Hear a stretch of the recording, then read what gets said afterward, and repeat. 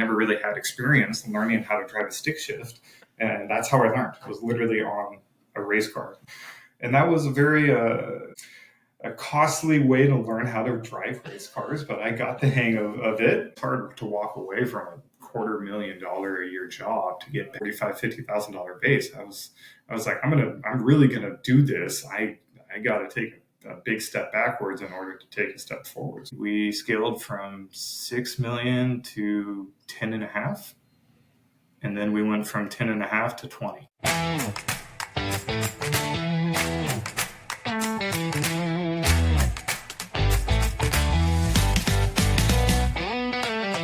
Hey there, and welcome to From the Ground Up Show, where we encourage and inspire the next generation of free-thinking leaders by telling the stories of those that have been there, done that, and are still getting it done, building a life they love with their heart, their hands, and their hustle.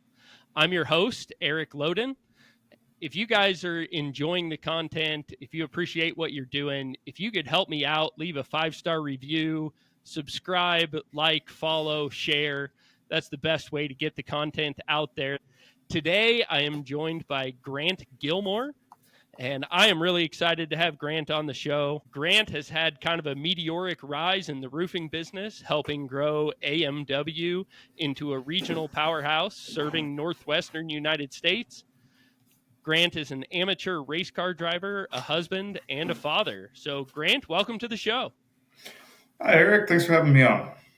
Yeah, we're excited to dive in. Yeah, absolutely. We like to start each show getting a little bit of your background. So where did you grow up? How did you grow up? Help us get to know you a little bit. Absolutely. Well, I was born in California and I moved to Oregon when I was 2 years old. I grew up in a little city called Lake Oswego and, just really fell in love with Oregon and its nature and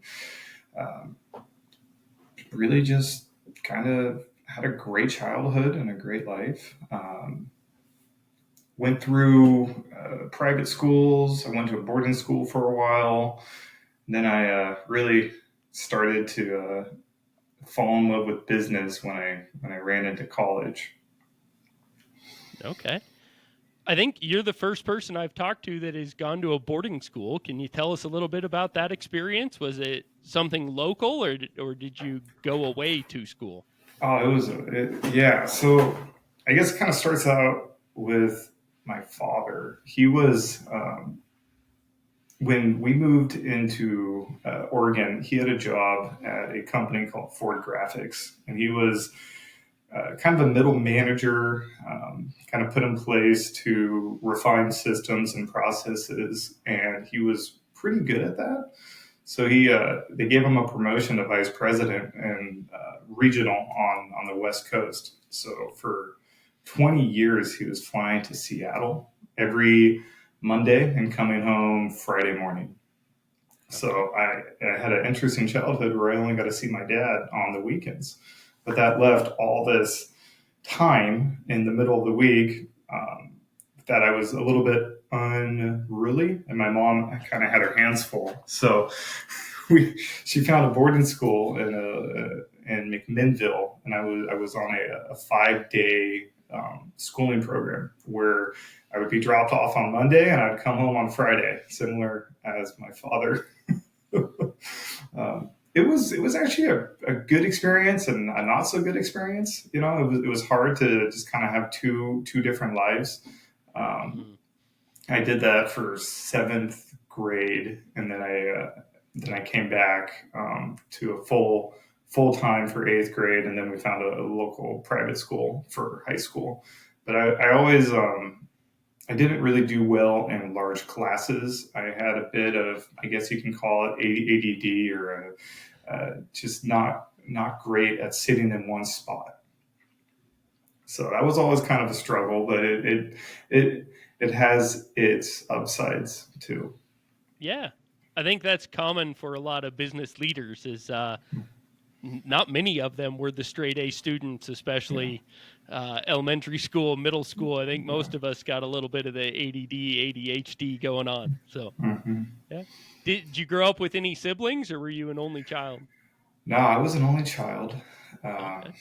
That was a whole nother part of my life that I had to reconcile. Because you find out once you hit real life that being an only child and having everything all about you all the time isn't really the greatest way to branch out. Okay. So, with your own children, do you plan on having just one, or are you hoping for siblings there? Oh man. Well, I was on the fence, but we actually had a home birth, and it was a 30-hour labor, and Oh Reed my was gosh. 10 pounds, so it was a full on like traumatic experience, almost straight out of Saving Private Ryan. So we're actually happy with one child. We never want to go through that experience again, and we're very grateful that everything worked out. Okay. All Yeah, right. Good my to know. my wife is an only child too, so that's always fun. Oh man, yeah, you guys have a lot of figuring out to do, and I'm sure there's some personality clashes there. Very strong and independent personalities, but we always find a way to make it work. Good for you. That's great. So I almost had to lead with this question. I'm super excited to hear about it, but we got to do the background first. Now, tell me about the race car driving. How did you get into Perfect. that? Perfect segue. So, my father, he was working really, really hard. He ended up putting himself in a position to help take his company public. He was one of the regional vice presidents, so he got a nice share of stock. The company went public um, like in 2007, and I was a junior in high school. He just turned 50 years old and he was able to retire. So I get my dad back, and one of his favorite things to do was like racing and cars. He grew up in California. That's a huge car culture. And here, actually in Oregon, we had a really nice hub of incredibly talented Porsche builders, and one in particular was called Embry Motorsports. He's a world renowned vintage Porsche builder and mechanic, and he had this beautiful racing program where you could buy one of these older 1950s, 1960s 356 Porsches, and it would be a ride and drive. So he would have anywhere from like 10 to 18 of these cars. He'd take them all out to the track. He'd have a full pit crew built, and you would just show up, enjoy the party, learn how to drive these vintage cars, and it was a great time. So my dad did that for a year or two, and they booked a trip to Daytona in Florida. And a couple weekends before that trip, his car got hit by another car, and he couldn't take that car to Florida. So he ended up buying a second one. And he's like, "Hey, let me take the second car. I don't want to miss this trip. I have to be there." So Emery got him a second car, and he took it, had a great time racing on Daytona, really big banks. You're in an old 1958 356 Porsche on these banks. It's a wild experience. So he comes back home. He's like, "Hey, I have a second car. And Grant is 18. Let's get him racing." So I never really had experience learning how to drive a stick shift, and that's how I learned. It was literally on a race car that was very difficult. It didn't have a first gear, had a really hard cam, so you just had to really drive the piss out of the car to get it to perform. And that was a very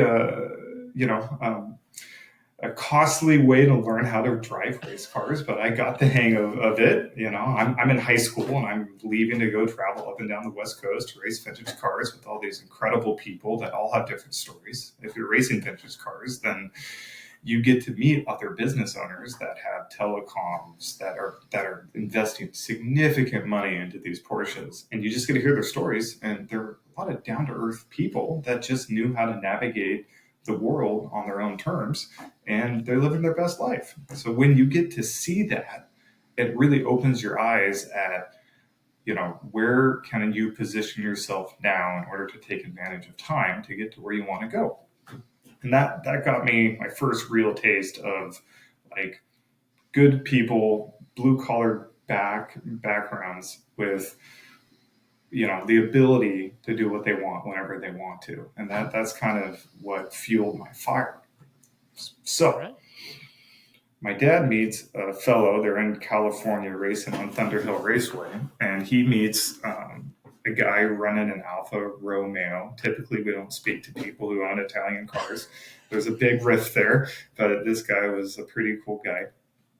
And they're sitting down at a bar, and his name was Mark Carpenter. And he asked my dad, like, well, what does your son do? And my dad's like, well, my son, he's graduated college. He went into finance. The big crash happened. And, he's selling copiers. And he was like, wow, Mark's mentor said if you could hire a copier salesman, you should hire them. They're incredibly good at generating new business. So Mark's like, hey, I want to hire your son. And my dad's like, well, what do you do? He's like, I run a commercial roofing company. And that's how I was able to make a segue from sales into commercial roofing. It was through a relationship that was built through racing. Yeah. Awesome. Well, we'll dive into the business side real deep here in a little bit, but I want to hear a little bit more about your car. What do you drive now? Sure. Are you still driving a vintage Porsche? No, those are really expensive. We sold that. I moved into BMWs. So I had a vintage 2002 BMW that I raced for a while. And then I got into these older BMWs called an E30. It's a 1989 chassis. And it was a Pro 3 grid where you had 18 to 25 of these Pro 3 cars, were these purpose-built sedan BMWs. That was a really fun class. Very aggressive driving. A lot of bumping, a lot of wrecked cars. So I raced that for two years. Then I moved into racing my dad's car with him, which was a 1978 911 Porsche. I spent some time in that car. That was a lot of fun. And now I have a newer model endurance E36 BMW that I was racing for endurance races. And those are completely different game. Those are 6 to 8 hour races, and you have a team, and it's a lot of wear and tear, but you get a lot of seat time. Okay. Can you tell us a little bit about your setup? What do you do to that BMW to get it race ready versus something that we might see on the street? Oh man, you get a very nice sponsorship. So you make a good relationship with your bank account, and then you close your eyes and you start writing blank checks. Where I'm at now, we did have a racing program where we built 2 purpose-built race cars with our logos on the side, and it's you go through the entire car. Like, you strip it down to the bare chassis. You want to get it as light as possible. You want to get it as mechanically sound as possible, and then you want to put on all the really cool race parts: the fuel lines, the endurance fuel tanks, the really nice braking systems, all the control arms, all the bushings, all the gaskets. I mean, you go through every single piece of these cars, and then you get a really nice machine that's really fast. Okay. So how does it compare, like weight wise and power wise? What kind of a difference are we talking about between a race ready BMW and the stock? Yeah, I mean, there's different ways to build your car, and you can, we always liked a little bit lower horsepower car, but a light, very agile car. So the weight to the horsepower to weight ratio is in your favor, and you have to keep the momentum up. So it's really about, like, I would rather corner and brake than go fast in a straight line, and that's where you build your skills, and that's where you can take advantage of nicer tires. You really want to use that contact patch and keep your momentum through the corners. So, a lot of people think, like these Ferraris or these high-end Corvettes, those street cars are really fast, but you put them next to my, I forgot the 1995 BMW that I retrofitted, and I will be seconds faster around a racetrack just because it's a purpose-built race car. It's really hard to compare, but you can spend $185,000 on a supercar. It still won't have the same performance capabilities as an actual purpose-built race car. Yeah, that's interesting. I know I'm a car guy, but not a race guy, and I've noticed the big head-to-head right now is the Ford Mustang Yeah. GTD, and the Porsche are kind of competing for the fastest times on the Nuremberg track. And neither one of them is the most powerful car out there, but they beat a lot of cars with way more horsepower because they were built to race. They were built for the track, like you're saying. Is that accurate? Oh yeah, no, they're engineered, and that's the thing. Engineering's come so far that you can really squeeze the performance out of the cars, and I'm really excited to see what happens in the future with some of the advancements that they're making. It gets to the point where these cars are too fast for the road, but people can still buy them. Yep. I had a crotch rocket in high school that was that way. The fastest speed limits in the country are 80 miles an hour, and that bike would do 100 miles an hour in second gear and had 6 gears. You couldn't ride it legally. Yeah, yeah, So yeah. I awesome. mean, imagine being 18 years old and learning how to race cars, and then you have a nice BMW for the street. I mean, I had over 15 speeding tickets and multiple street races. I mean, I was going down the wrong path with that car. I'm very lucky to still be here. I was going to say, I'm kind of impressed you still have a driver's license. I'm not sure I Yes. would. No. Great. Well, you brought up you're headed in the car racing direction, maybe not headed down the right path. What turned you around or got you back on track? Well, the thing that my father did well is, once you get out of college, I'm done supporting you. So if you want to go live your life, you have to go figure out how to finance it and how to fund it. And I'll give you all of the tools, but that's about it. So Okay. I graduated college with a business major and a minor in philosophy. I didn't really know what I was going to do. The economy was in shambles. And I went into the first place that could offer me a job, and that was a financial institution, trying to build a book of business to sell mutual funds. And that lasted for about 3 months, and they're like, no, this isn't going to work. Okay. So then I went to the second best place that would offer me a job, and that was selling copiers.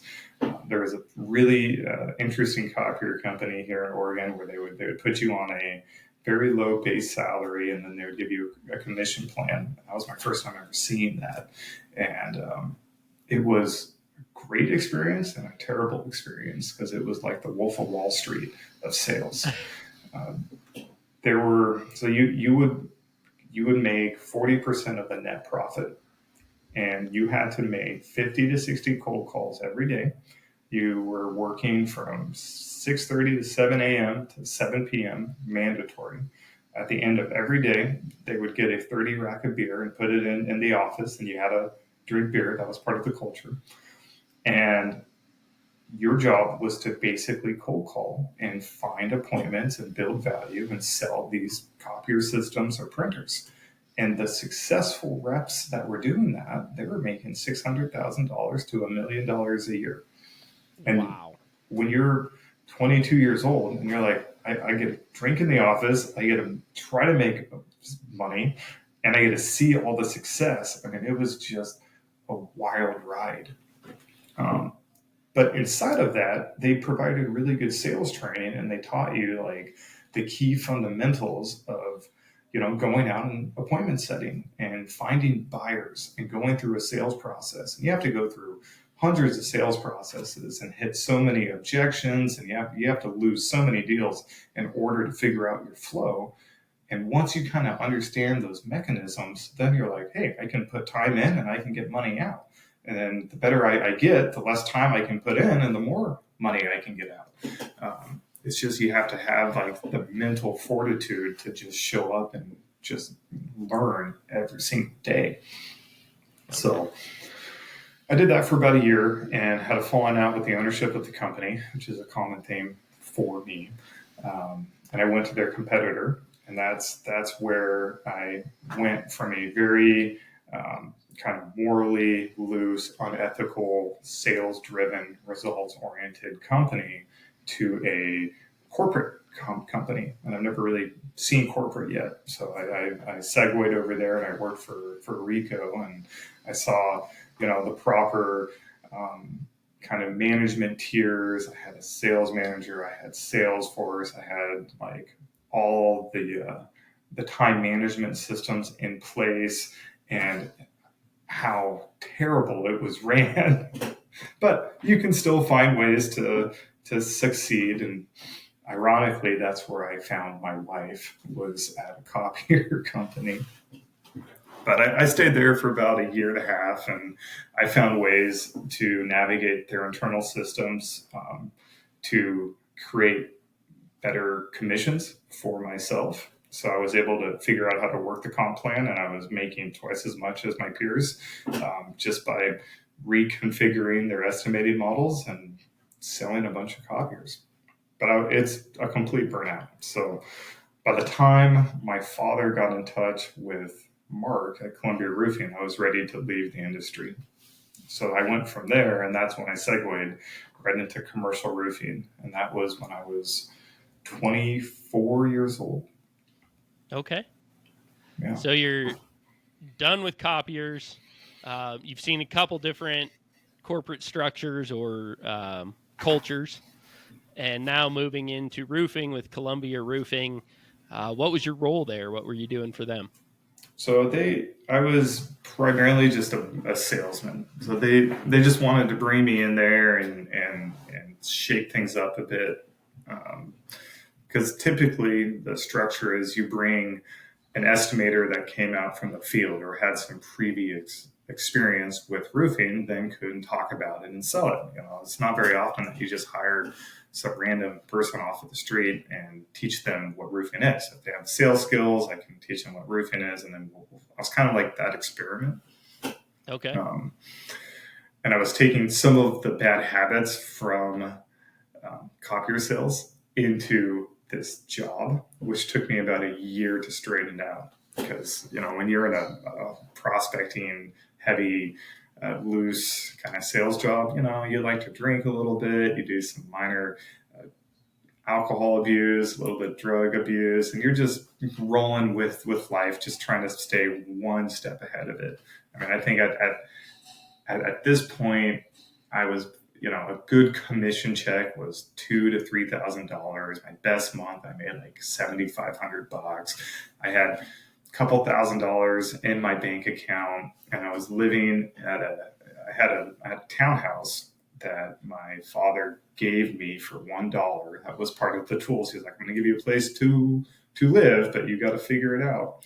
And I had all my friends live with me. So I had two other salesmen. One was a service writer. His name was Chris. He was living with me. I had another copier salesman living with me. And then I had another buddy. So we had like 4 or 5 salesmen living in this one house.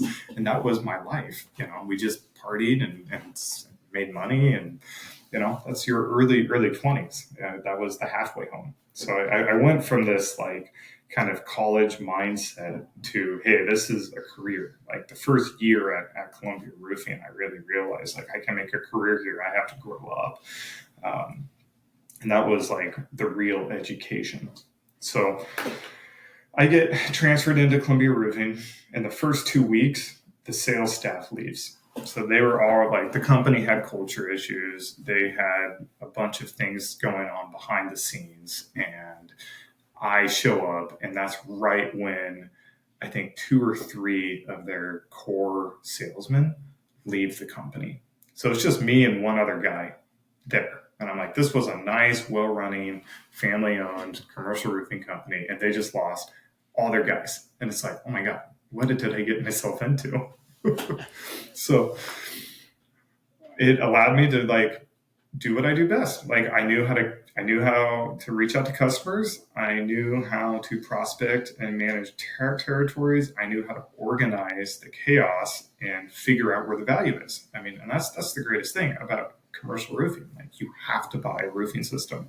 You can't just not buy a roof. Like when you have to buy a roof, you have to buy a roof. And that was the easiest thing ever. Like you cannot convince anyone to buy a copier. No one wants to buy a copier, right?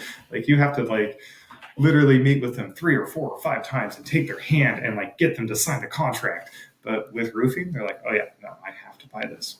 So what I started to find out is not even really knowing commercial roofing that well, just knowing the sales process, I was able to start churning contracts and really getting numbers on the board quick. And that's something that they were all really impressed by. They were like, who is this kid? Like my first year, I sold close to the company record of sales, if not broke it. I sold over like $3.5 million, which back then that was a lot of money for your first year of sales. I didn't really know what I was doing. The other thing I did really well is I started to refine their whole sales process. They typically, you would go on a roof, you would write a scope of work, you would put a number on it, and then you would submit that through to the customer. And that was so backwards for me because that's not how I buy. If someone just gave me a scope of work with a big number attached to it, I'm not, I mean, that doesn't inspire me to move forward. So I started building these proposals where I would build 40 to 60 page packet on why they need to buy this system and here's all your upsells. And that kind of helped build the foundation for my entire future was building these tools. Yeah. So at that point, you worked for the maybe more upstart culture, copier sales, just sales at all costs, young, drinking, partying. You moved into a big corporate job and got to see corporate. And now you're working for more of a family-owned, family business culture company. What were you able to pull strengths and weaknesses from all three of those? And how does that experience play into how you would run things today? Yeah, I mean, it was a bit of a dumpster fire in a way. I mean, as things started to scale up and as we started to refine the sales systems, that created growth. And that company wasn't really ready to grow. But I was like, I need to make money. I need to get a comp plan. They never had a commission plan. So we got comp plans. We branched into Seattle. We bought a company in Long Beach. I grew into the regional sales manager. And through 5 years there, every single year we had a new president. So imagine having a new leadership structure every single year for 5 years straight. That takes a toll on culture, right? And it also creates a lot of volatility, creates a lot of difficulties in operations. And, I think I joined there when they were around 6-7 million. I took them to like 15-16 million.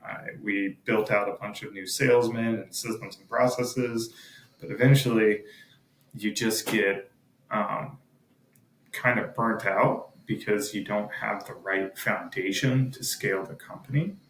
And what I learned over those 5 years is it would be easier to design a company from the ground up than to fix this one because there were key items that needed to be changed.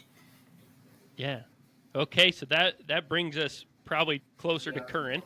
Your next move was from Columbia to AMW, where you are now. Can you tell us about the impetus for that change and what that jump looked like? Yeah. So it did. It got to a point where I needed to find what the next steps were. And we had a new operations team. One of the the operations manager and I, we saw the same things.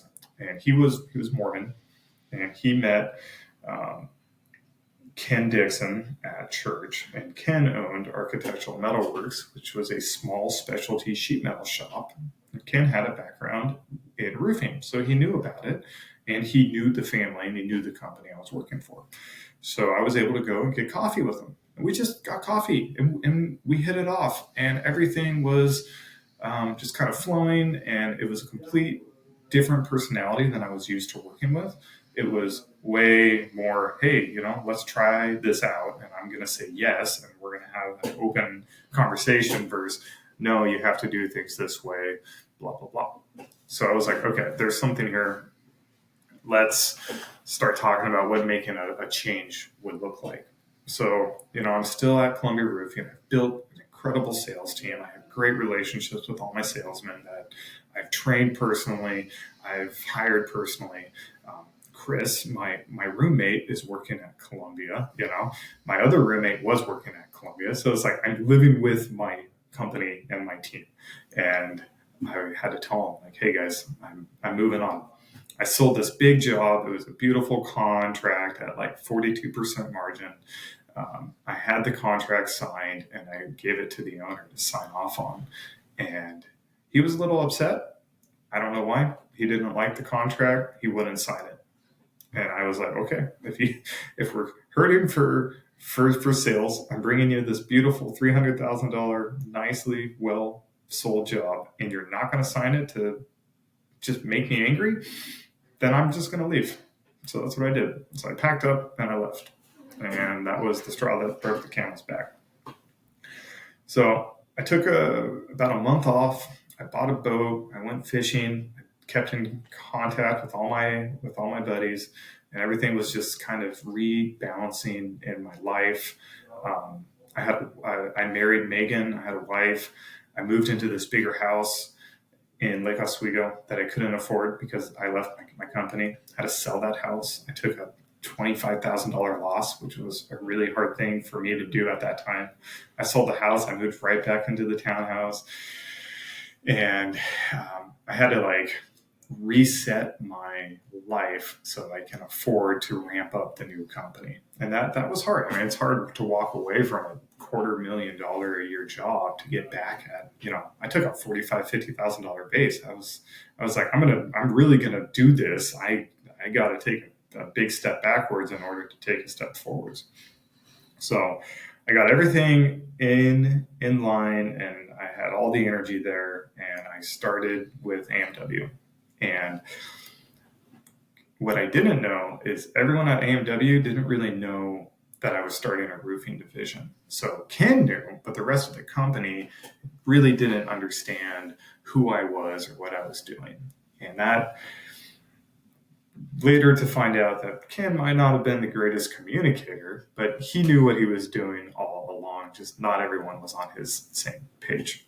So I show up to work, and I'm in the smallest office you can imagine. It was a utility closet. It had no windows. It was like 4 feet by 6 or 7 feet. I mean, we were talking 35 square feet was my office, and that's where I set up shop. And that began the saga.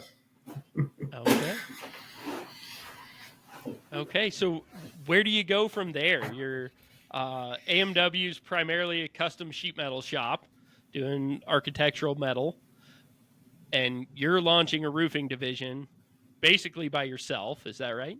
Yeah. And so you've got 35 square feet, a computer, and you're supposed to be running a roofing division. How do you get it off the ground? That's the beauty of it. So the first day I was able to secure an appointment on this beautiful roof, and Ken and I are going up there, and we start talking about our business plans, and we're walking the roof, and we're looking at it, and we do a full takeoff. They wanted a sheet metal siding package, and the roof hatch, as I'm coming down the ladder, it was a faulty roof hatch. The wind hits it at the perfect time, hits me on the head, and I fall off the ladder straight onto concrete, about 12, 13 foot drop. It was a big drop. But I was able to kind of turn as I was falling and catch myself, and I basically pancake out on this concrete floor. I broke both of my arms. I lost my front tooth, and I suffered a severe concussion, and I had to go to the emergency room. That's a tough first day, right? That's a workers' comp claim. Everybody in the company is like, well, who is this guy and what is Ken doing?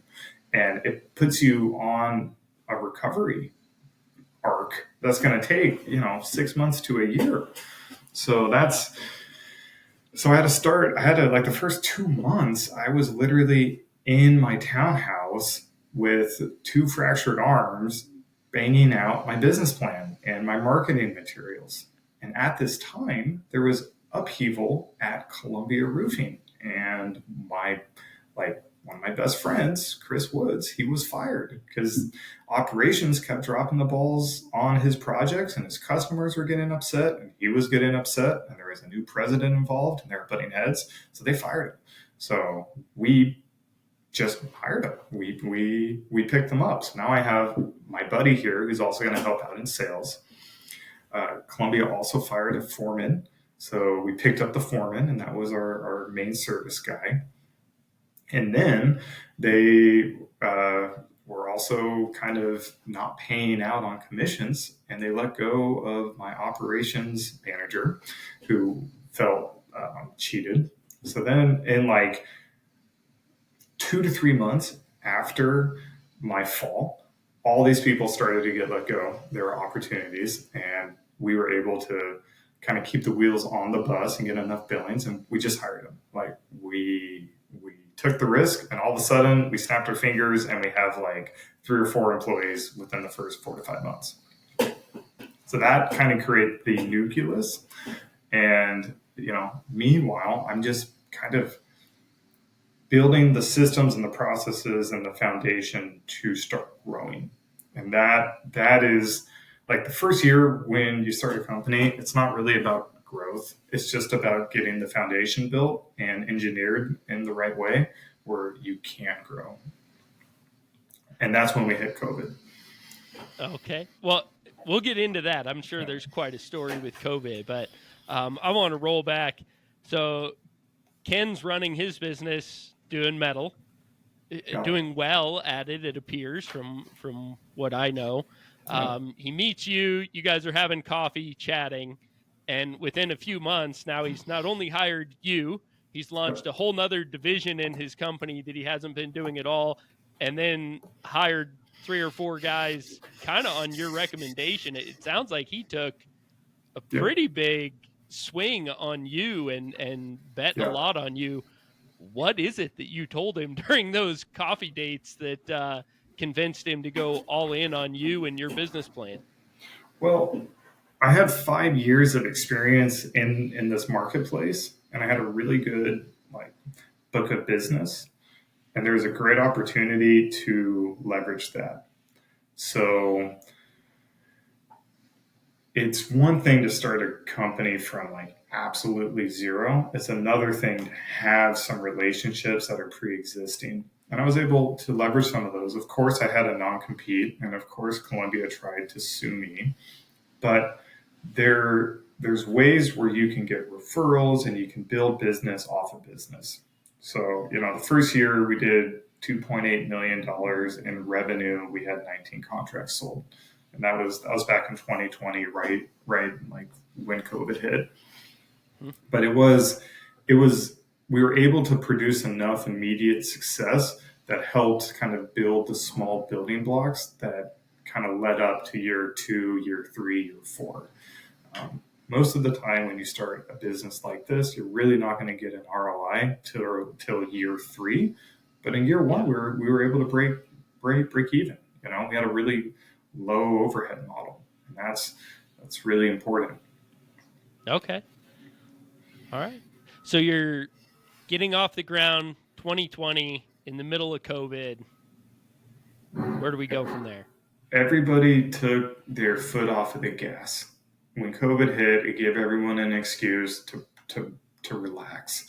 And that's when we just started making cold calls. I mean, every single day, every single night, emails, LinkedIn, prospecting, refine our systems so we can just get on roofs. And people might not buy in COVID, but they're going to buy the year after or the year after that. So the more momentum you can create by just setting setting appointments and talking with brokers and property managers and building owners, the more you will just create momentum for the following years. So we went from 2.8 million in 2020. We were going through COVID. In 2021, we did 6.3 million. So that's a pretty big jump in a short amount of time. Yeah. There's not a lot of roofing companies that hit 2.8 their first year, and even fewer that almost triple that the second year. So that was like a stress test, right? Because now, labor, you just can't hire 20 guys to go out and do all this work. So, we obviously had a really good relationship with a subcontractor company that was able to provide us certified foremen and crews. They didn't have the quality that we wanted, but there were bodies to get on roofs, and then we would have to we'd have to train them our way to produce perfect roofing systems. And getting that perfect tin roof is obviously the foundation of any roofing company. It's quality. If you don't have quality, you don't have a roofing company. I don't have a background in putting on roofs. I've never really put on a roof system before. I've done leak calls and I've done tear off days, and I've done it, but not like eat, sleep, live, install. And that's where your operations team come in. They have to have that knowledge in order to get that quality there. You never cut corners, and you build a foundation of providing for the customer. And that's what we learned how to do in the first year after COVID, or after 2020, was how do you run 4 to 6 jobs every single month, provide the quality, and churn it out profitably.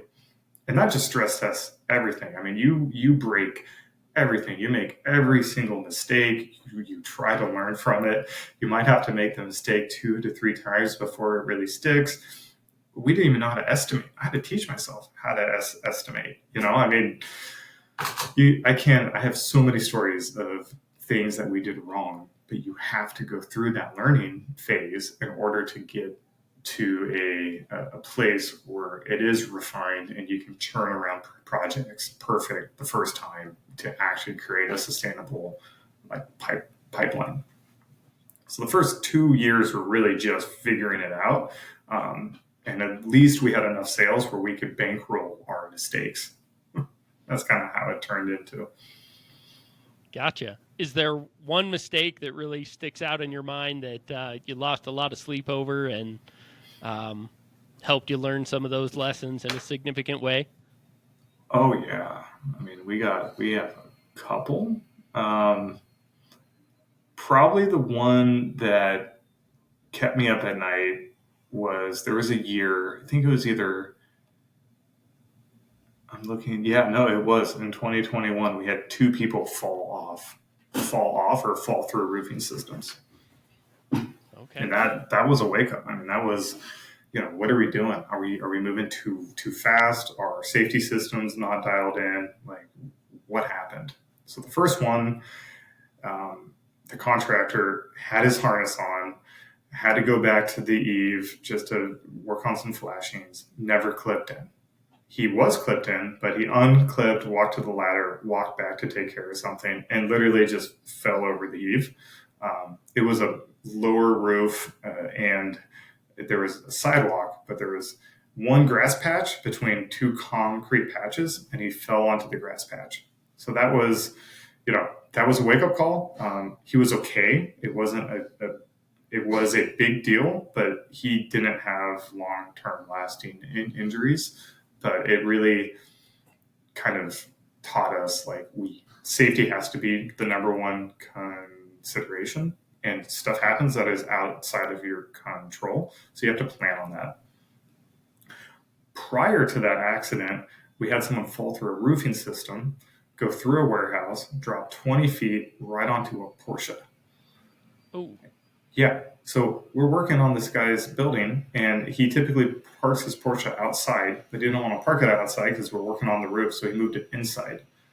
And then they were cutting through plywood, and the dude cut the plywood out from around himself, fell through, landed on the rear window of the Porsche, shattered the glass. That took all the impact. He went to the hospital, but he was walking by the afternoon, and he was eating tacos by the end of the day. But no one just has a 20-foot fall And, we were so lucky. Like if that Porsche was not there, we would have been done, and he probably wouldn't be here. Um, those are things that make you look at this career path and really understand that it's a simple job, but it's incredibly risky, and you have to focus on the fundamentals before you start scaling up and biting off more than you can chew.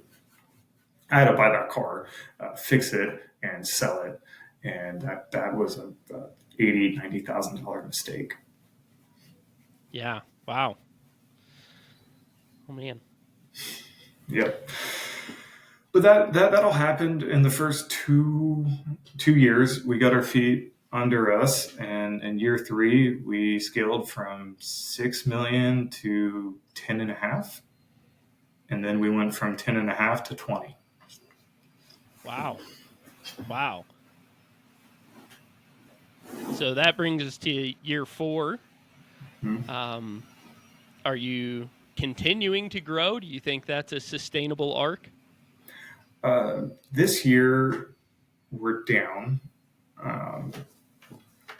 We went from 20 to 22, and then this year we're pacing about 16, 17. So we kept on trying to continue the growth, but we're in a really small marketplace. I mean, Portland is about as small as they come. And, I think last year we won the award for being we were the number 2 volume installer for Versico nationwide, which is a cool little feather in the cap. But we've kind of hit our first layer of growth restraints based on there's only so much market share you can grab in this smaller market without having to really work. You have to work a lot harder to get a smaller share. So that's kind of, our ideal position is to keep refining our internal strategy, but to start branching out a bit, looking at different markets and coming up with like new strategies to pull, 4 to 6 million out of 2 or 3 different markets, and you can double your company from 20 to 30. But at some point, growth isn't the main objective, when we started the company, everyone involved, we kind of had a chip on our shoulder, and we had to outgrow, and we had to prove ourselves. And the marketplace didn't like us at all. Like this is a old boys club where if there's been no new commercial roofing companies at our scale in the Portland market for at least for a long time. Right. It's been like the Magnificent 7 here in Portland. And that's it.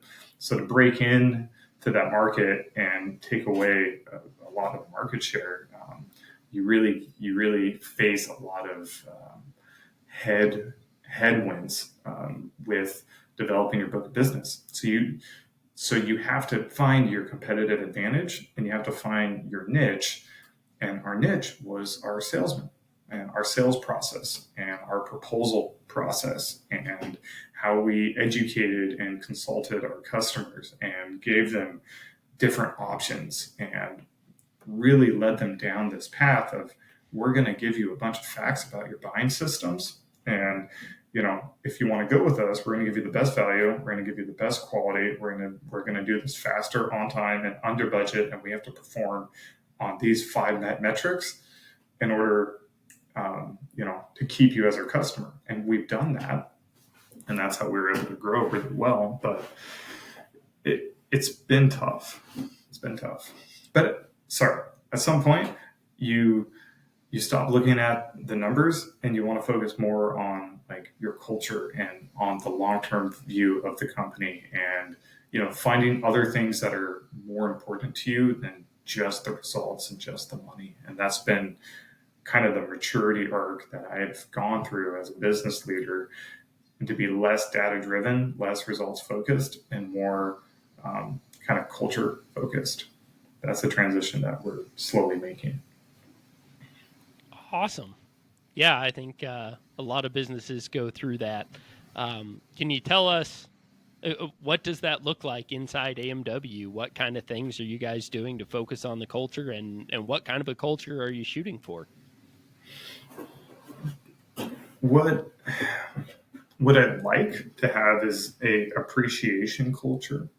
Um, Everybody in any company, particularly smaller companies that have to perform at a certain level, you're really trying to get the best out of your employees every day. And they have a lot of responsibilities. Like I have two people on my operations team, right? I have a service manager and an operations manager, and they manage all the field guys. That's a lot of work for two people. I'm putting 16 to $25 million on their back. We have sales teams that have to get in and do the dirty work and work really hard to win every single one of their projects. And everyone has these high expectations in order for us to keep the lights on. So it's how do you make them feel appreciated, and how do you try to keep the stress off of them as much as you can, so everyone can live the life that they want to live in their own way. And that's something I'm working on engineering. My One of my flaws as a leader is I'm very analytical and systems driven, and empathy is something that needs to be learned. But we are definitely getting there. Headed that direction. Yeah. I know you shared when you were in high school and you got to rub shoulders with a lot of the other race car drivers. Many of them were successful in the blue collar spaces. They were business leaders. And you mentioned that was kind of an inspiration for you, that you got to see these guys that worked really hard and then got to enjoy the benefits and were living a life they enjoyed maybe earlier in life than the average retirement. It sounds like that's kind of the goal of where you're building now, both for yourself and your employees. Is that a good way to look at it? Yeah, that's a great way. This company is just not all about me and my end goal. You really have to build it so it benefits everyone in some ways. Um, that's why I have a pretty aggressive compensation plan put in place, so my team can provide for themselves very good living, and I take a lot of pride in that. If you engineer your company well enough, where you have a low enough overhead, you can pay your people, and that's the first step. Like, make sure they're paid well, and then you give them the time off that they need, and then you have fun doing it. If you can do all three of those things, you're not going to have a lot of turnover, and you're going to invest in your employees, and they're going to stick around, and um, they're going to take care of you if you take care of them. Great. I like that. That comp plan, how is that structured for different people? Do you guys do a lot of commission and performance-based bonuses? Is it pretty heavy on a base? What does it look like to take care of your people on that level in a way that inspires performance? So in copiers, they would give you a base that you could barely live on, and then a high comp plan. So I provide a base that you can make a decent living on. So like your average salesman, you're going to start at making $80 to $90,000 base, and then I'm going to give you a comp plan that says 10% of the gross profit. So you can sell $1 million deal at, let's say, 30% margin. 10% of that, you're doing pretty well. You should be able to gross $30,000 to $40,000 checks per bigger deal. And we have some salesmen. I want you to sell 3 to 4 million at year 2 or 3. But the people that really build their book of business and they really get things ramped up, they're selling 8 to 10 million. And they're making 3 to 500,000 a year. Wow. Yeah.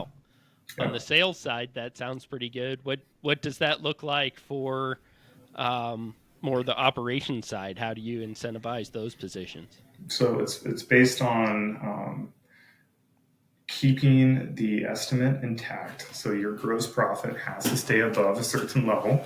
and that's a function of our fixed overhead. But I have it paying out over a 27% gross profit, and then they get 1% of what they're able to create. So if we sell $20 million a year and you keep it over that level, that's a $200,000 commission plan plus your base salary. So my ops guy should be making between 250 and 310,000 a year. And my service manager, she represents about $1 million of decent margin work, and that's more of it's a it won't pay as well, but she should be able to clear 110 to 125,000.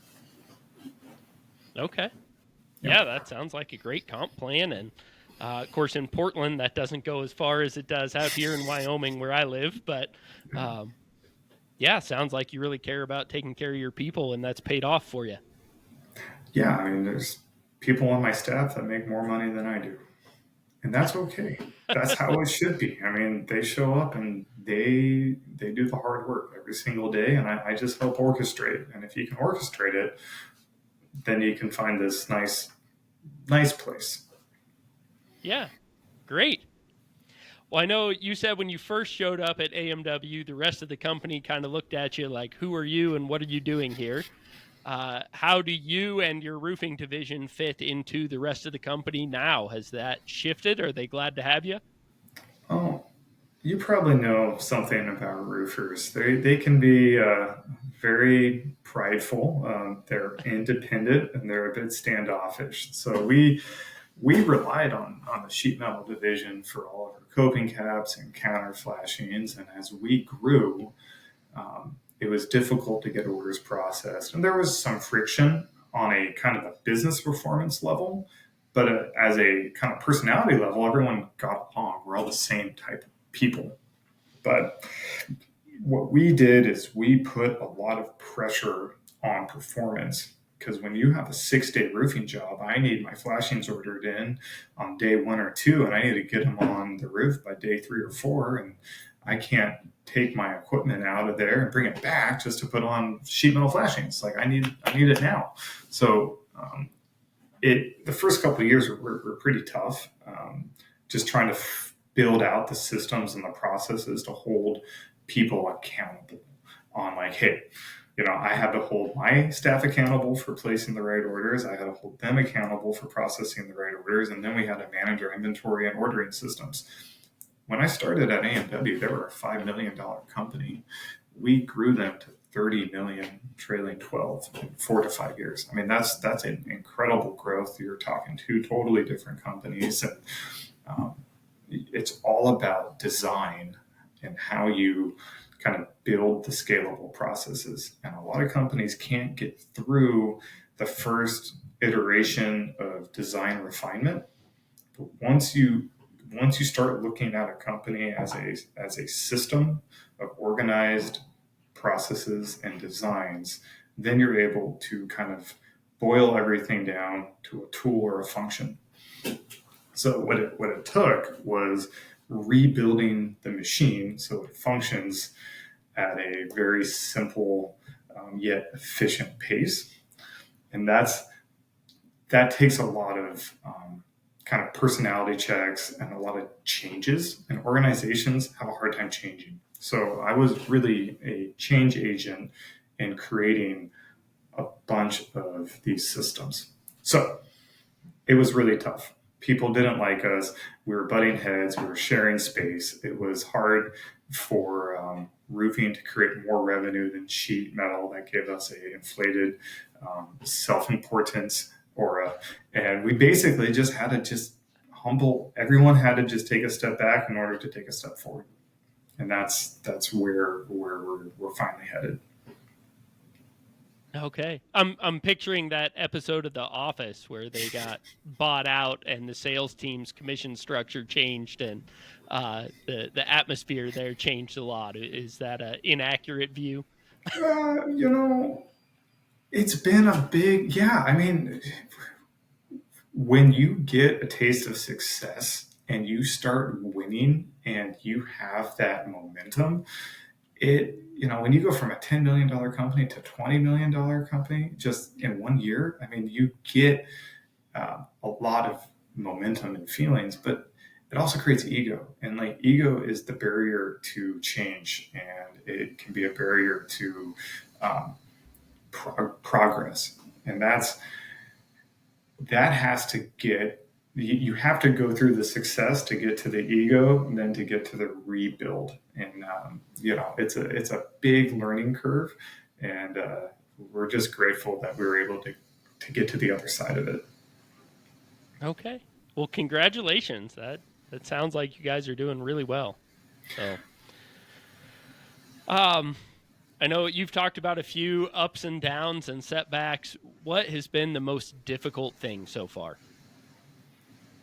Well, I mean, personally, everything when your company is your life, it's easier to manage your company. But then when you realize like you have a family and you have a wife and you have a newborn, um, your whole life changes, and things that you used to value, they're not as valuable.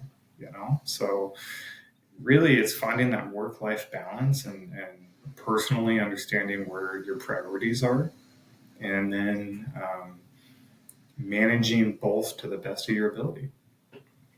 In America, our culture rewards this work ethic and these 100-hour weeks, and really taking on these heavy lifts inside of your organization, and being the leader that has the charisma that can manage sales, operations, estimating, all of it. But it comes at a price, and it comes at a sacrifice. And for me, I found that sacrifice wasn't really worth it. I'd rather spend more time with my family, and do less racing and more, building for our future. And that's been my biggest challenge, is managing my health and my family, and also keeping a successful company afloat through the turbulent times. It's all about balance. Yeah. I know this is probably a silly question. You guys have grown so fast and gotten to be so big, but was there something that delayed your growth to a degree that if you had to do it over, you would do differently? Um, I think I don't think our growth was delayed. I think we just grew too fast and had to learn all the lessons in a very short amount of time. You know, Mm. Because you have to add on crews, you have to add on staff, you have to make a lot of decisions that you've never had to make before, all within one summer cycle. I mean, our roofing season is 8 months long. So every year we have to fit in 70-80% of our revenue in 8 months out of the year. So when you see that style of growth, you are probably buying jobs that you shouldn't be buying, or you're taking jobs on at too low of a margin. So, I think we probably did things the hard way. We probably could have sold jobs for a little bit more money and done less of them.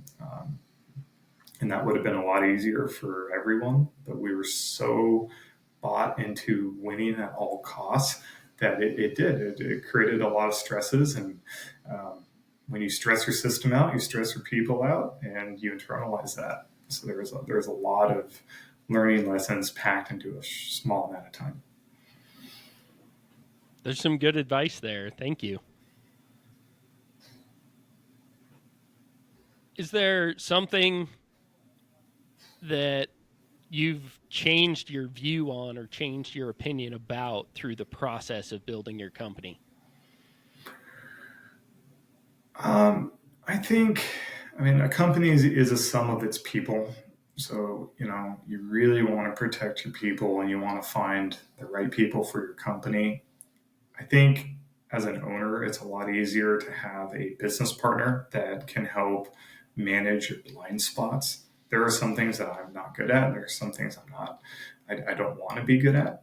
And you really need to be able to just take a step back and acknowledge that, there are some things that you don't want to do, and hire people that are very competent for those items, and just organize it, or organize your people, organize your strengths, and then boil everything down to the most simplistic nature uh, of each function. And your goal as a business owner should be, I want to work the least amount of effort to get the best return on that time. And when you can start really refining your systems, it's going to put you in a much better place.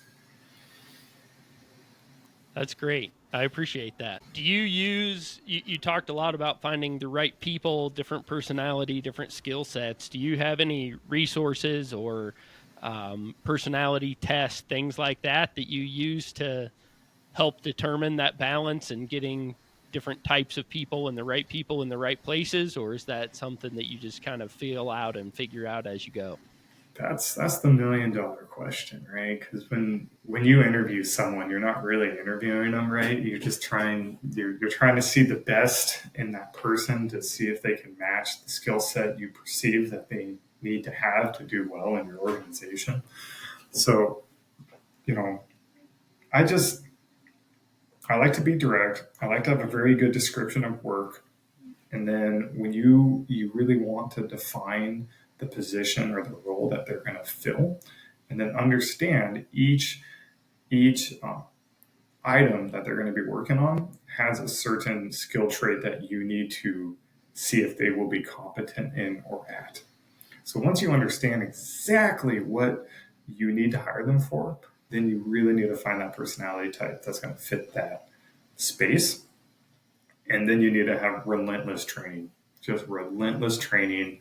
And you'll know in the first 4 to 5 weeks if they're going to work out or not. And if they're not really the right fit, you got to let them go and find another one. And the better you get at hiring and managing people, the better, the more core strength you're going to have. Because eventually that person you're going to want to have grow and take on more responsibilities, find the next step in your organization. So it's about just creating the right system, finding the redundancy, and then really trying to find the personality that fits for it. But I still haven't cracked the code in that system yet. It's people, you know. Yeah. It sounds like you are really good at having well refined systems and processes and defining that well. Would you say that's one of the biggest strengths that you have and in your company?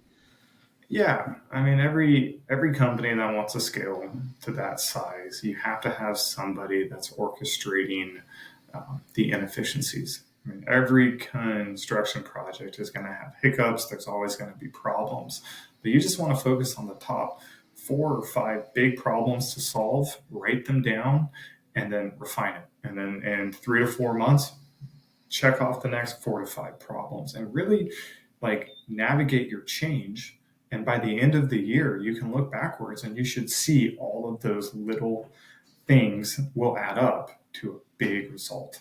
So it's really just about just isolating the, the granular pieces, and then through refinement, through conversations, through meetings, through getting input, through getting buy-in, you will create that change. But it's a hands-on thing that takes a lot of time at the beginning. But if you do it well enough over time, you're going to create this culture of allowing change to happen, allowing people to make decisions. And I have people underneath me that are now refining and building their own processes that I'm not aware of. I think that's great. They're finding efficiencies in their own job and they're able to make that change. So it's like if you start your company with this kind of change culture, it will allow that to take place. And then it's being done without you even knowing about it. Like that's the sign of success. And that's going to really allow you to grow in the future. That's great. Yeah, I know that's a huge step as a leader is when you find out about a problem after it's been solved. And it feels pretty good to have your people take care of something without even needing to involve you and see that they did it well and did it right. So, Oh yeah, and everyone makes mistakes, and you can't harp on them. You just say, "Great, okay, try it again." So great. yeah. Have you made any beneficial mistakes, something that was a mistake at the time, but in retrospect, it allowed you to learn a lesson or open a door that now has been a benefit? Yeah, I call those happy accidents from Bob from Bob Ross. We have happy accidents all the time. And um, building strategic vendor relationships or accidentally estimating a job wrong that turns out to be right. I mean, there's always it, an accident is how you perceive it. So anything that happens that isn't intentional, if you can learn from it or create a positive behind it, then it's a net positive. Yeah, that's a good way to look at things. So, if you could go back and do all this again, would you choose to do so? Yeah, yeah, I would. It's been a life altering decision.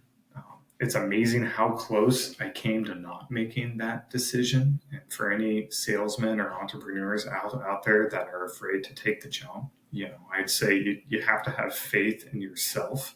And if you know your stuff and you understand um, how to be successful because you've had success previously, then go out and do it.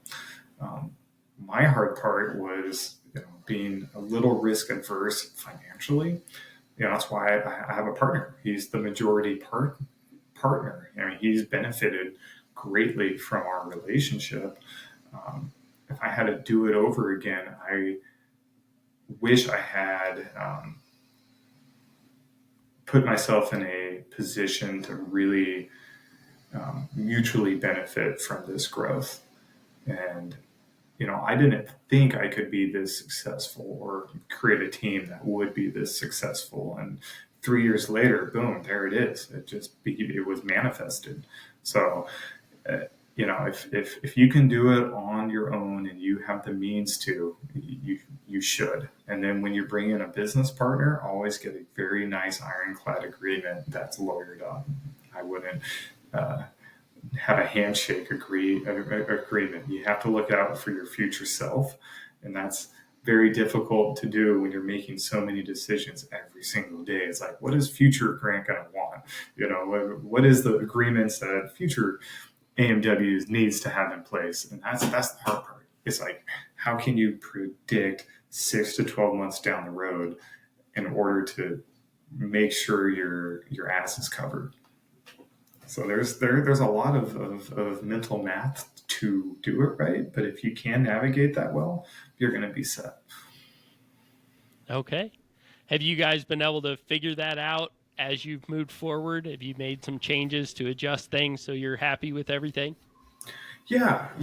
We've come to a really good spot, but it took, whenever you have a business partner, it's like a marriage. You have your honeymoon phase, then you have your figuring it out phase, and then you have, bumps in the road. But that's kind of where that humbleness comes in, and trying to let go of your ego and just work as a team, and work not for what's going to be best for me in 1 year or 2 years, but what's best for us, and that's kind of where we've all arrived at. But it's been a process. It's not easy. That's great. Well, if I can commend you on that, just the short amount of time that we've known each other, just the language you use, the way you talk about your business, I've seen incredible growth in that in you, and maturity. And man, I aspire to run my business the way that you do someday. You're doing a great job. And I can see it even just in the limited interactions we've had. So Thanks, Eric.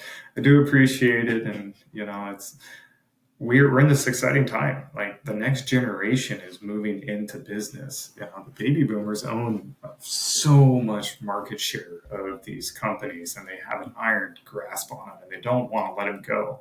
But eventually, they're going to have to transition. They are going to have to transition to the next leadership shell. And that's going to be our generation. We're going to have to show up and do things a little bit differently, and we're going to have to engage the younger generation differently, and that's a very results oriented generation too. So everything's going to have to change, and if you can be in front of that change and you can be in front of that management style, then you're going to be able to keep the blue in blue collar while providing the next way of doing things, because it is going to go through a generational life cycle, and that's kind of what we're in the middle of seeing. Yeah.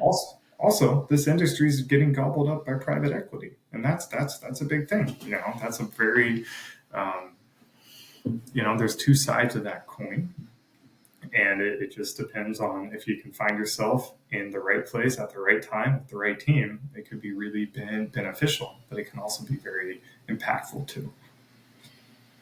So for the millennial or the Gen Z out there that doesn't have a direction, doesn't know what they're doing, but they're interested in a trajectory like you have had, what advice would you have them to prepare themselves to launch a business or partner with someone or take over a business from a retiring boomer? How can those people be preparing themselves to go into business the way that you have? The best skill set I think you can really have is being able to work backwards. So if your end result is here, how do you work backwards and get to where you are right now? So if you can build that out just roughly, and then you say, okay, what are my next steps? Well, here's the next step, and here's the next step, and here's the next step, and you can kind of focus on that end goal and kind of simplify your route to it. You'll get there. Whether that is an income goal, an equity goal, conversations you need to have, legal agreements that need to be put in place. Like, you have to educate yourself on every step of the way so you have a clear path forward. Now, if you don't have any experience with that, you're not going to get there until you have a job where you can get some education. That 5 years at Columbia Roofing, I had 5 different vice presidents or presidents. I saw 5 different leadership styles. I saw 5 different ways for it to fail. And I had a very good education on what ran a company, what worked and what didn't work. So when I got into a position of actual making decisions, I knew how to navigate that well. So, get your foundation experience. Like, if you wanted to go into HVAC, become a basic HVAC tech, go become an estimator, do some house calls, sell it, really understand the business model. And then you can branch out and either buy a company or start your own. But you need to have that foundation experience and then the ability to work backwards. That's great advice. And I know you brought up kind of on the job education and education there. I know you also have a college education. Could you speak into maybe the different skills that you learned in the 2 different areas, and maybe put some weight on one or the other? Do you use much of your college education in your current role, and how important do you think that is? College might not have given you a ton of just like hard skills, but it gives you the ability to critically think. And I think the ability to critically think is probably one of the greatest abilities and traits you can look for. Also, couple that with a background in philosophy, you kind of learn how to see things from multiple perspectives and understand that you might be right when you think, or you might be wrong when you think you're right. So critical thinking skills, definitely a must. I was never a great college student. I had to work harder than most kids just to get a B or a C. But when it came to business, I had straight A's. Like, I understand money and I understand business well, because that's a separate language. It's good to learn the basics of that language and to get the vernacular behind it. That helps. A good vocabulary really helps kind of differentiate yourself when you're in a conversation. You're going to have a lot of high-level conversations. I mean, you're going to meet with bankers, you're going to meet with business owners. I mean, that's what basic sales is, and you need to be able to speak their language. So that's something that's worth spending time on. And then the ability to present is a huge ability. In college, you had to go through all sorts of presentations, but now I do PowerPoints in front of property management companies, anywhere from 8 to 15 people. I give sales presentations. I do proposal pitches for why you should buy my product. So the ability to explain difficult scenarios in very simplistic form is a key trait into being successful. Presentation skills are huge.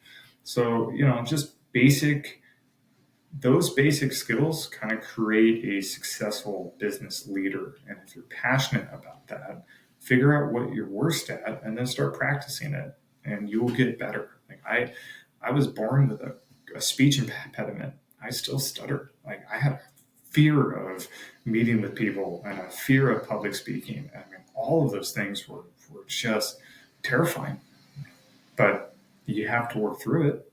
I mean, someone who stutters has to pick up a phone and make 50 cold calls a day. Are you kidding me? Like it was terrifying, but I failed. I mean, I failed for years, but those failures led to success. And that's just, everyone has a similar story, and you got to start somewhere.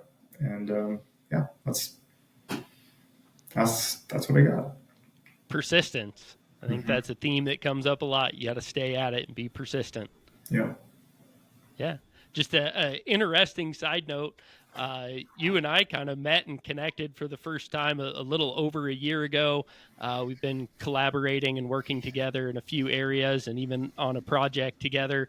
But here, 15 years after graduation, as we met professionally, we found out we did go to school together.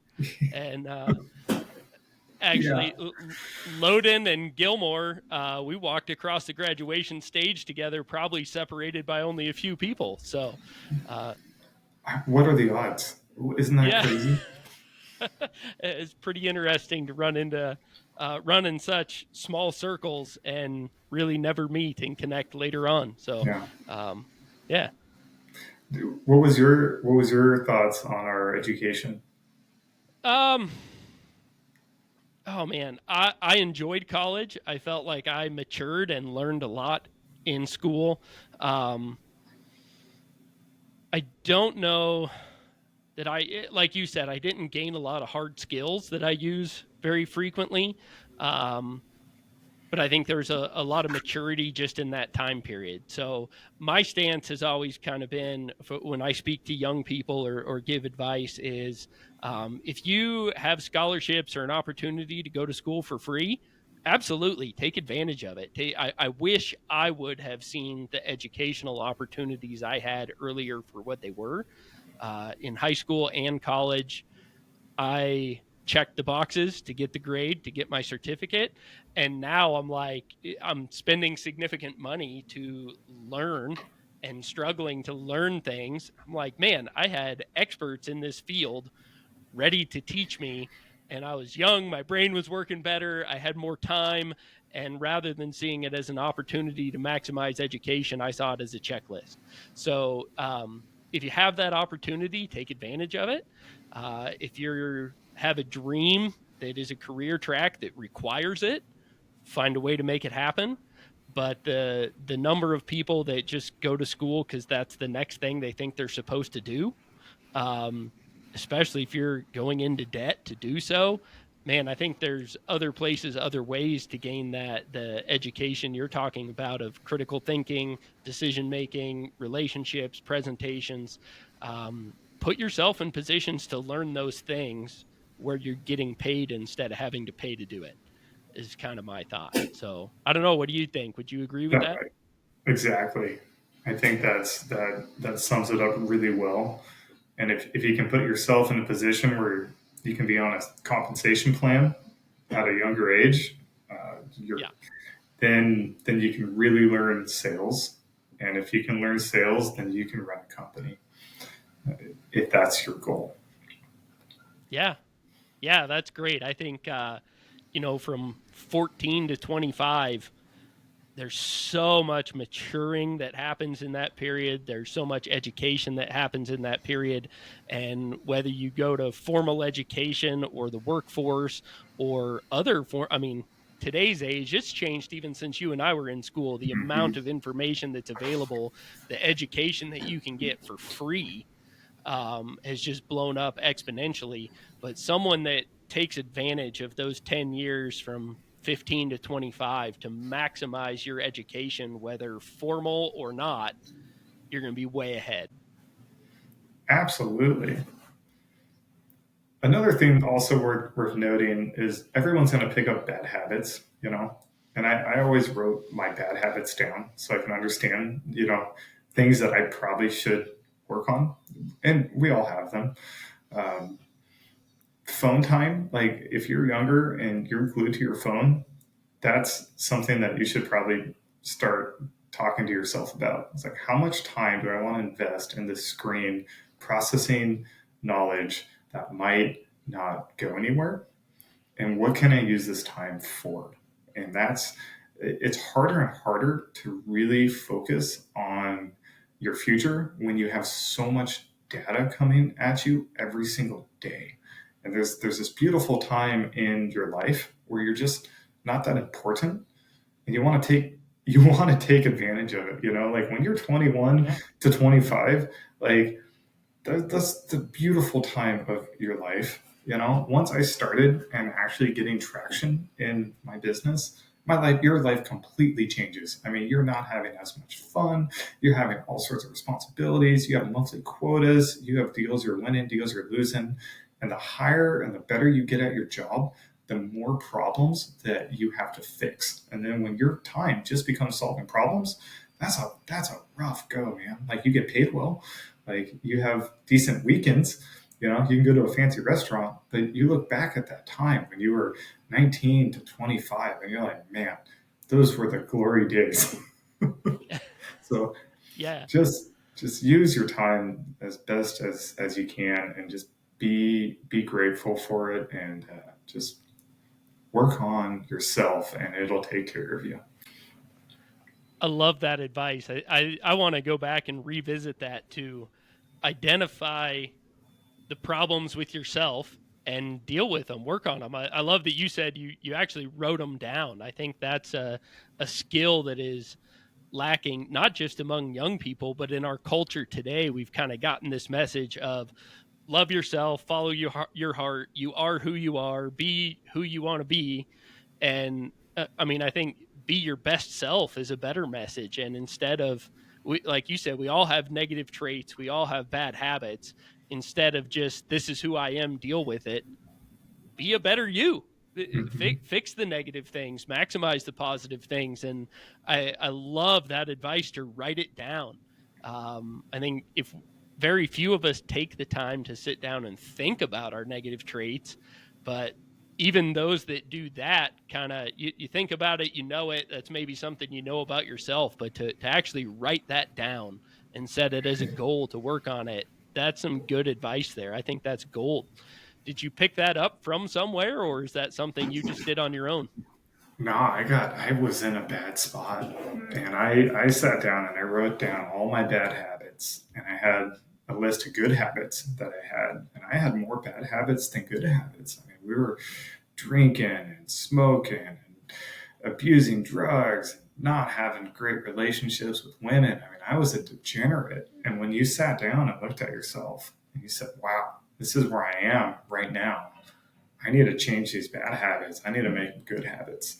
And that took a lot of intention. It took a lot of self realization, and you kind of have to come to terms with your ego and really realize that there's probably some personality traits that aren't going to benefit me in the future. I got to take care of future Grant, and that was my growth period from 22 to 25. But at Columbia Roofing, they had this thing called an 8 a.m. huddle where you had to be at the office at 8 a.m. every day. And it was tough to get there hungover. So I had to sober up, man. I had to sober up and come to terms with where I was. But after a year or two of that, man, you're in a much better spot. And that's the momentum that you need to get in front of your life. And it's just too easy to have the years fly by without really making progress. And that's it's all part of the journey and part of the path. And everyone experiences it differently. But you got to be open to it. That's incredible. That it takes a really humble person to do what you're describing and to go through that, and it's an impressive thing. I know I've had some similar experiences, and usually it was kind of hitting a rock bottom, so to speak, getting smacked in the face with a significant problem that it took to wake me up and realize that I needed to change, I needed to mature, I needed to do something. Was there a particular impetus or motivation that caused you to sit down and really look at that? Was it just the 8 a.m. huddle, or was there something else? Well, I mean, kind of hard to put my finger on all the bad decisions and what one really led to that just change. But when you start to get success and when you start to feel like you're on the right path, it's a good feeling, and you want more of that. And I realized that when you're on the wrong path, like that's not a great feeling, and that sometimes leads to more negative feedback. But once you get yourself in that positive feedback loop, that creates momentum, and you have to have some discipline to stay on it. That's hard with people with ADHD. Like you just want to do all these other things all over the place. So you need something to tether you back to your plan. And you're not going to be perfect all the time. You're going to have a step backwards here, and there. But as long as you know and you have that compass and you listen to the compass, you'll work your way through almost anything. It just takes time. That's great. I love that. I know a lot of people kind of get caught in that shame cycle of you make some poor decisions, like you said. Most of the time, even the things that you think you're doing for fun or excitement, it's that feeling afterwards that brings you back down. A lot of people get caught in that shame cycle of feeling bad about a poor decision leads to trying to feel good by making another poor decision, Mm-hmm. and it spirals out of control. Somebody that feels like they are kind of stuck in life and are looking for a turnaround, and they want to get on that momentum of feeling good because of the good decisions. What advice would you give them to try to break that shame cycle and get on the cycle of building positive feedback? I listen to a audiobooks from Jim Rohn. So like self-help, motivational speakers, just people that have good words to describe the hard feelings and the psychology of your state of mind, right? So like when you're in a negative state of mind, you have like negative, like psychological effects on your decision making cycles, and there's not a lot of hope. You gotta turn that thinking around. So you gotta teach yourself how to see the positives, and you gotta take care of your body. You gotta eat the right food. You gotta do some form of exercise. I bought a sauna and I sit in that thing every 3 or 4 days. It just feels good to detox. Like you got to take care of your body, you got to take care of your mind, and if you just start making better fundamental decisions for your life, it's going to naturally put you in a better spot. It's the same way with salesmen. Like if you have a high performing salesman, they are not emotionally stable, right? You have competitive type A people that have to win deals to put food and money in their bank account to take care of their families.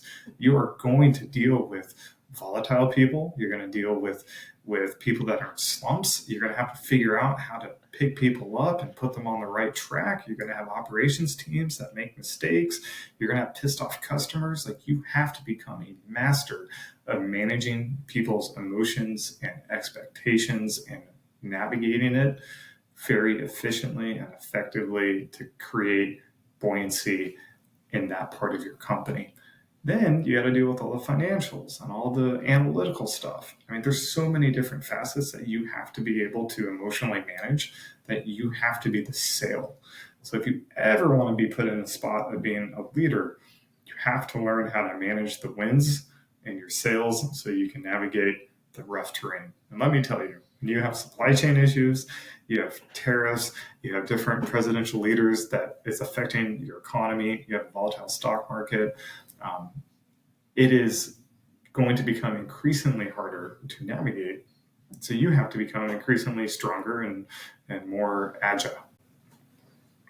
Yeah, that's great. I say I meet with a friend once a week to kind of connect, decompress, support each other, and we were considering the other day that, man, the problems we get together and talk about now are so much bigger than the problems we used to have. And a problem that was almost debilitating 5 years ago, that's just Tuesday Yeah. now. Yeah. Yeah. Um, you mentioned a lot of kind of caring for yourself, getting yourself healthy and setting up for success there. You bringing up the sauna reminded me on my to-do list. I have a sauna at home as well that the control box went out this week, so I need to order a new one of those and get it in. But um, what does that your routine look like to make sure that you are healthy, well rested, eating nutritious food, taking care of yourself? What kind of things do you build into your routine to make sure that you are a peak performer and ready to tackle those big problems that you face? Great question. So I spend between $1,500 and $3,000 a month on health and wellness. It's a large part of our budget. My wife is a nutritionalist. I could not have done anything without her help.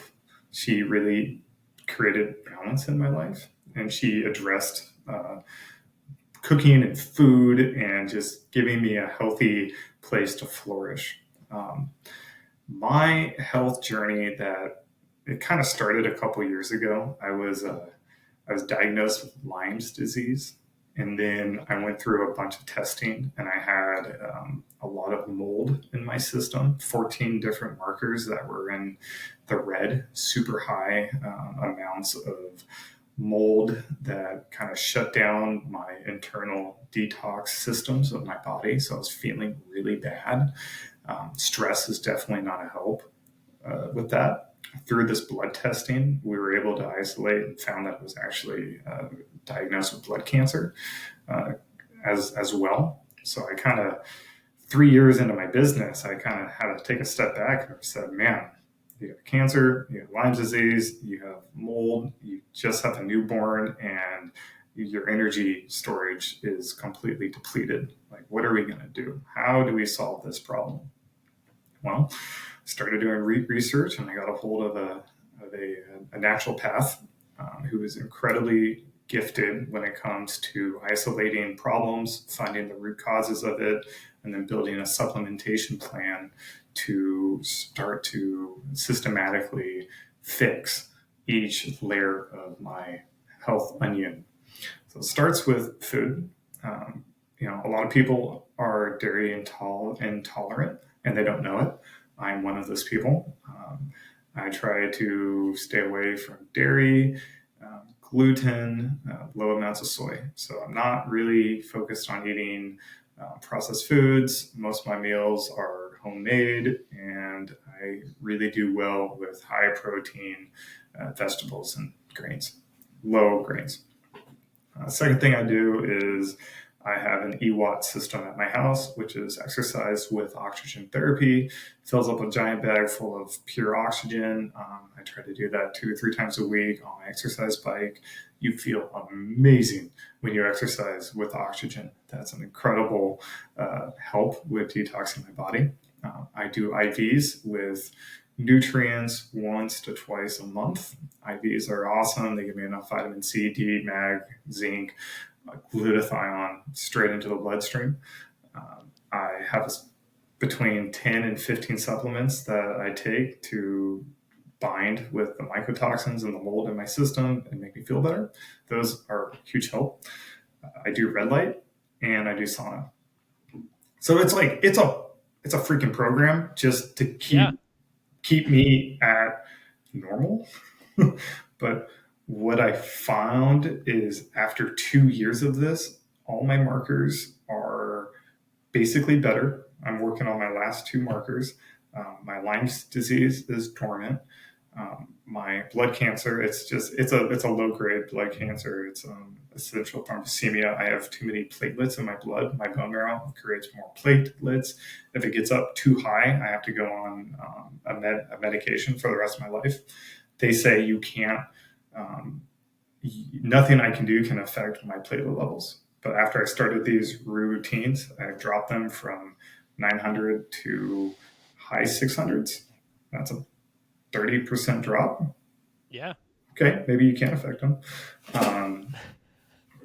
So, like all of these layers of kind of just like health systems, they make you feel better.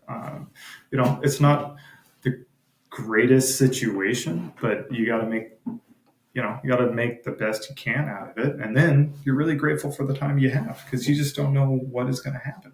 And that's been it's been a separate journey. Oh man. So somebody that doesn't have maybe the specific health problems that you have, but just wants to increase their health to become a peak performer, it sounds like you've been through the gamut of everything. What's the one or two things that had the biggest impact that you think they could see the most gain for the least investment if they don't have the $3,000 a month to put into health? Absolutely. No, you're gonna get 80% of your gains by understanding what your body does not digest well. So what foods are you currently eating that cause low grade inflammation? So you figure out like what those combos are. And a naturopath has these tests that will say, hey, you shouldn't eat this and you shouldn't eat that. Okay, great. And now I know what I shouldn't eat. I'm going to stay away from those. Within 2 weeks, you're going to feel great. Um, some easy supplements that go with what you shouldn't be eating. So whatever your body is not the main building blocks, like what does your body need in order to function a little bit better? Is it magnesium? Is it zinc? Let's identify those, and then just basic exercise or some sauna. Like you just feel better. You just sweat it out. Like those three things are not that hard to do. They don't affect your life negatively. It's going to help out a lot. And then you manage your screen time. Stay off the phone as much as possible. Build some boundaries. Thank you. That's some incredible advice. So, have you taken the plunge into cold plunge yet? Is that something you're interested in? I love cold plunge. I haven't bought one yet. I do it as much as I can, and it is a love hate. It is a love hate for sure. Okay. Oh man. Well, it sounds like you've been through some difficult things in life. Even just talking about your health there, you've struggled through a lot, and you seem to have a very positive attitude. You keep going, you keep pushing, keep grinding. We talked about perseverance. What motivates you when things get really hard? Why haven't you given up? For me, it's not like it's just life. Everyone's life is going to get complicated in other ways. I'm very fortunate that I have a great family and a great wife, and my parents moved in on the lower part of our lot, so my problems aren't real problems. They're just things I need to find solutions for. I'm lucky that I have the ability to have some control over my life. There's a lot of people that don't have that, or they're put in a position where it's going to take them a lot more work to get to where they want to go. So, Yeah. I'm just, I, I don't really know. I think you just do the best you can with what you have, and you work every problem backwards, and you just figure it out. Okay. Well, I know we've talked a lot about growth and maturing. I know you've just learned a lot of hard lessons by figuring it out and engineering a system in your business for your life. But you also talked about some audiobooks you listen to. Are there any particular resources that you feel have been most beneficial in your maturity and growth? I can't point to one. You just have to say yes to everything. If you have a hard job, say yes, figure it out. Like just you have a very short term memory. don't dwell on mistakes, and then when you're in the right place in your life, strive for change, because it's going to get busy and it's going to get crazy, and uh, just try to create space for you, and use that space to the best of your ability. Okay. So this is one of my favorite questions. Are you a person of a particular faith tradition? And if so, how has that shaped your journey building your business? Yeah, so I never grew up with a religious background. I would say that I'm spiritual in many ways, but I'm more just like philosophical. Like I'd rather have just be a good person, treat people well, use them as a means in themselves and not as a means to an end. So if you view everyone as their own person and you're just trying to enrich and better their life, they're going to do things that you don't agree with. They could leave your company. They could go work for a competitor. I mean, I've had lots of people go on their own journey, and if you can just support them in that because that's what they want to do, that's all you can do. You can't hold resentment. um, Try not to be as judgmental, but your goal is to create this kind of utopic company where everyone benefits from each other. And if you can kind of relate that to your life, then you can find harmony. And it's a lot easier said than done. And it's always in balancing, but it's really just, through your own life and through your own trials, you'll find your own balance. And if, uh, if you can achieve that in your life, that's a successful life. And that's just kind of those are my ideas and my ideals. Okay. Well, thank you for that. Who would you like to see on the show? Do you know anybody with a cool background, a cool story, a really interesting niche in their market that you'd like to learn more about or hear more from? I think you should figure out where vintage racers are in your area, or fly to a vintage race car track, and you should meet some of these crazy older guys that have these seven-figure cars driving them on the edge. Those guys have some wild stories. Okay. All right. Well, I might have to see if you can hook me up or introduce me after the show here. Absolutely. Um, Last question to either fuel or settle the debate. If you have a job to do with a cordless tool, which brand do you pick? I mean, Hilti's a great place, and DeWalt is a follow up. Okay. Awesome. I think that's the first Hilti answer we've gotten, and we're getting close to neck and neck here with Milwaukee and DeWalt. So Yeah. chalk one up for DeWalt.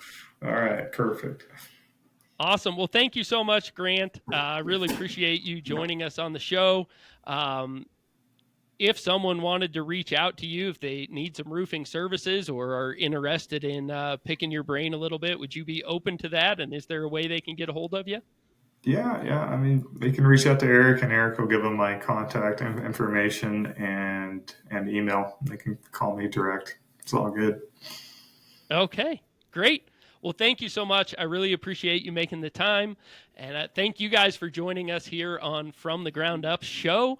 If you are enjoying the content, please give us a 5-star review, like, share, follow, all the things. We really appreciate it. That's the best way to get the content out there. And if you want to join us on a show as an expert guest, or if you have a question that you want to have answered on the show by one of our expert guests, please reach out to me. You can get us on our website, fromthegroundupshow.com, or on all the major social media platforms at From the Ground Up Show. So again, thank you. And until next time, keep grinding.